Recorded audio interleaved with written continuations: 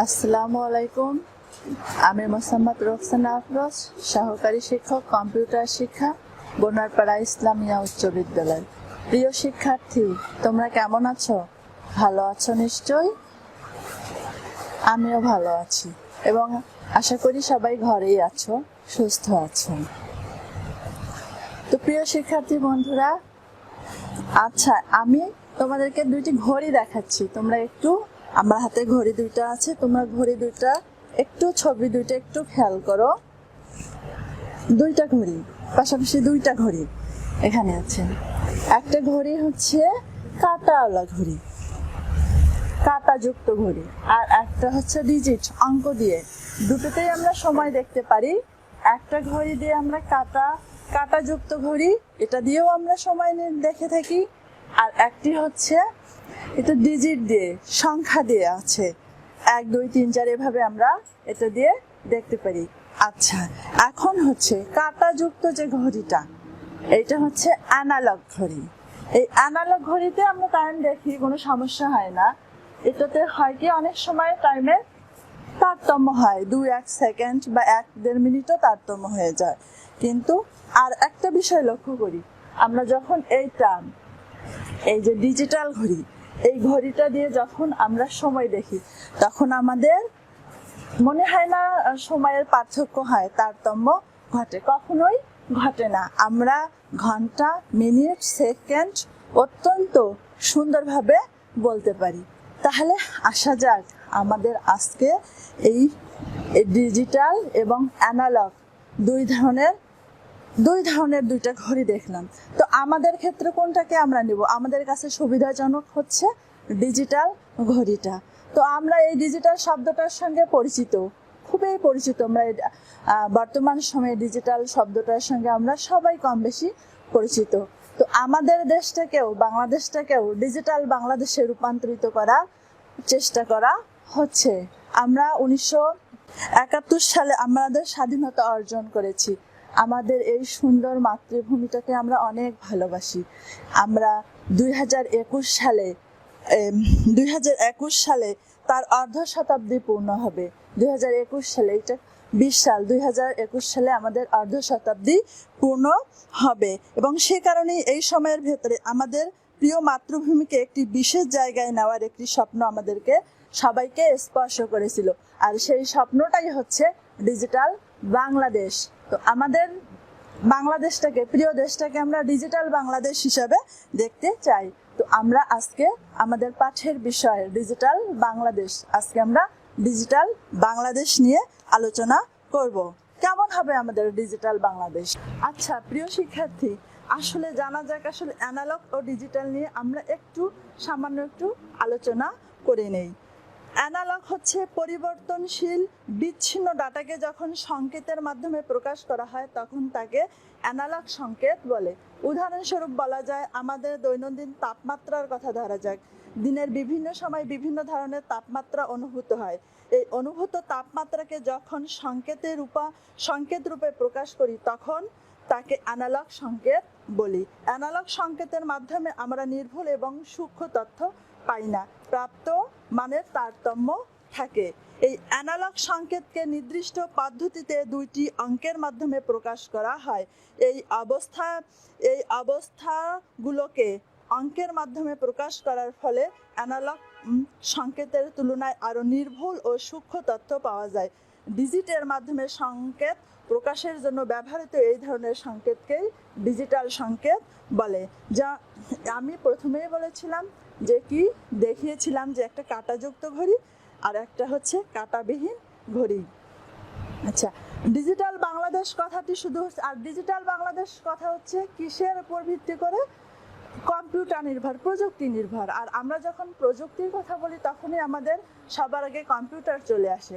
আর যেহেতু কম্পিউটারের ভাষা 0 এবং 1 ডিজিটের মাধ্যমে, তো আমাদের বাংলাদেশটা হবে ডিজিটাল বাংলাদেশ। সেই প্রয়াসে বাংলাদেশকে ডিজিটাল বাংলাদেশ এসে রূপান্তরিত করার আর প্রত্যয়।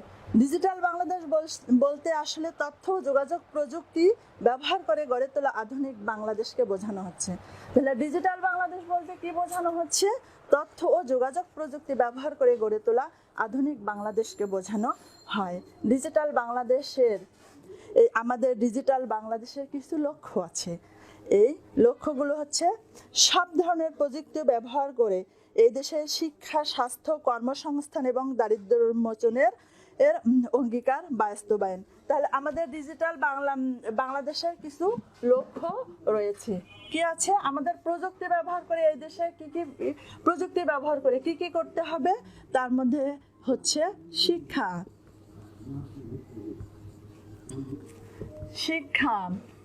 স্বাস্থ্য,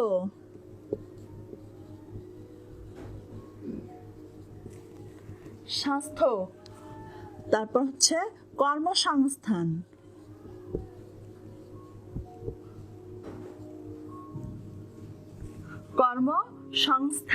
এবং দারিদ্র্য মোচনের অঙ্গীকার। কর্মসংস্থান,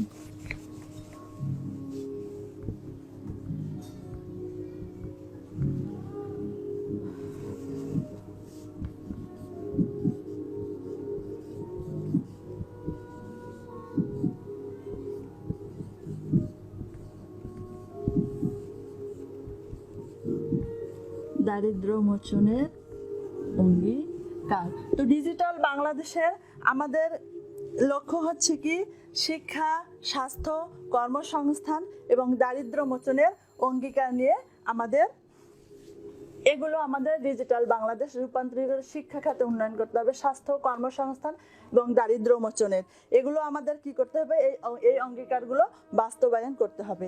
কিন্তু এই লক্ষ্যগুলো অর্জন করতে হলে আমাদের মানসিকতার পরিবর্তন করতে হবে।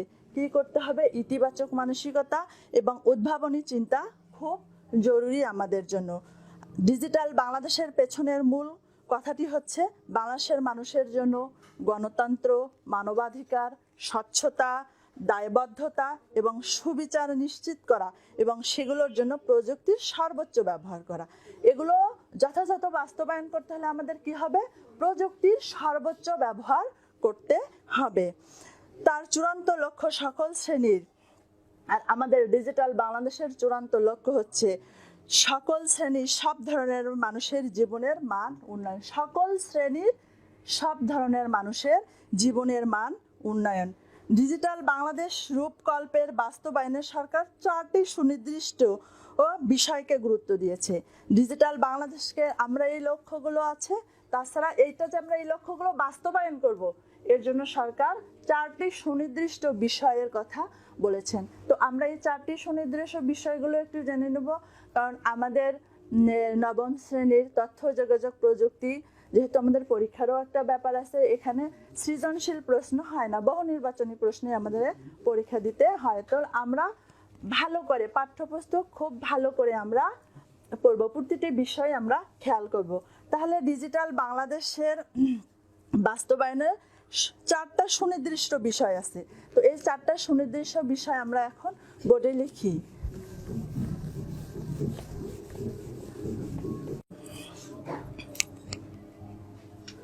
ডিজিটাল বাংলাদেশ রূপকল্পের বাস্তবায়নে সরকার 4টি সুনির্দিষ্ট বিষয়কে গুরুত্ব দিয়েছে। এই 4টি বিষয় কি? এই 4টি বিষয় আমরা এখন জানব।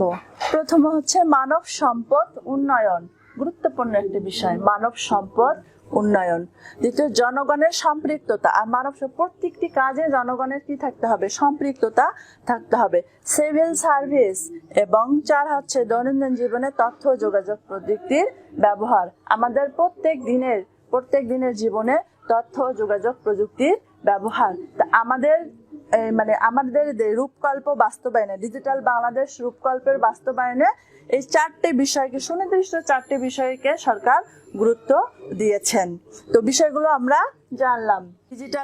ডিজিটাল বাংলাদেশ বাস্তবায়নের জন্য সরকার বিভিন্ন উদ্যোগ নিয়েছেন। তার মধ্যে হচ্ছে সাবমেরিন কেবল স্থাপনের মাধ্যমে সাথে যুক্ত হওয়ার আমাদের দেশে এখন দ্রুত গতির ইন্টারনেট সেবা প্রদান করা হচ্ছে। এর অপটিক্যাল ফাইবার সারা দেশে অপটিক্যাল ফাইবার আর লাইন বসিয়ে প্রত্যন্ত অঞ্চল পর্যন্ত ইন্টারনেট সেবা পৌঁছে দেওয়া যাচ্ছে। তারপর হচ্ছে ইউনিয়ন পর্যায়ে ইনফরমেশন সার্ভিস, আমি সংক্ষেপে লিখেছি জেলা পর্যায়ে ইনফরমেশন সার্ভিস, এবং জাতীয় পর্যায়েও কি করা হয়েছে, ইনফরমেশন সেল গঠন করা হয়েছে। এছাড়া হচ্ছে পোস্ট অফিসগুলোকে ই সেন্টারে রূপান্তরিত করা হয়েছে, করে মোবাইল মানি অর্ডারের সুযোগ করে দেওয়া হয়েছে। তারপরে মোবাইল টেলিফোন দিয়ে বিভিন্ন ভর্তি পরীক্ষার রেজিস্ট্রেশন, পাবলিক পরীক্ষার ফলাফল, ট্রেনের টিকিট, এই কাজগুলো আমরা মোবাইল টেলিফোন দিয়েও করতে পারছি। তারপর হচ্ছে স্কুল কলেজ তথ্য যোগাযোগ প্রযুক্তি পাঠ সংযোজন করা হয়েছে। আমাদের এই তথ্য প্রযুক্তি বইটাই তার কিন্তু সবচেয়ে বড় প্রমাণ। স্কুল কলেজের পাঠে তথ্য ও যোগাযোগ প্রযুক্তি সংযোজন করা হয়েছে। এছাড়া বিভিন্ন বিশ্ববিদ্যালয়ে কম্পিউটার সায়েন্স পড়ানো হচ্ছে।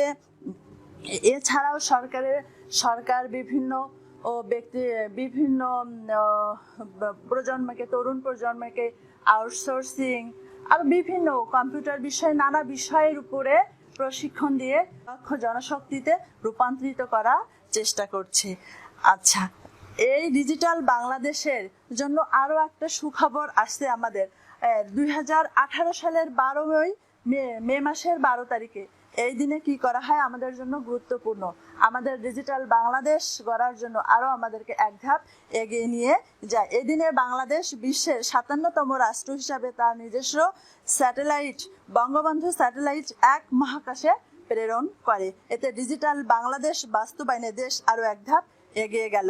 স্যাটেলাইটটি ব্যবহার করে শিক্ষা, চিকিৎসা, কৃষি, আবহাওয়ার পূর্বাভাস নানা ক্ষেত্রে সুফল পাওয়ার পাশাপাশি বাংলাদেশ অর্থনৈতিক অগ্রগতি লাভ করবে। টেলিভিশন সেবা ও জাতীয় ও নিরাপত্তার কাজেও এই স্যাটেলাইটটি ব্যবহার করা হবে।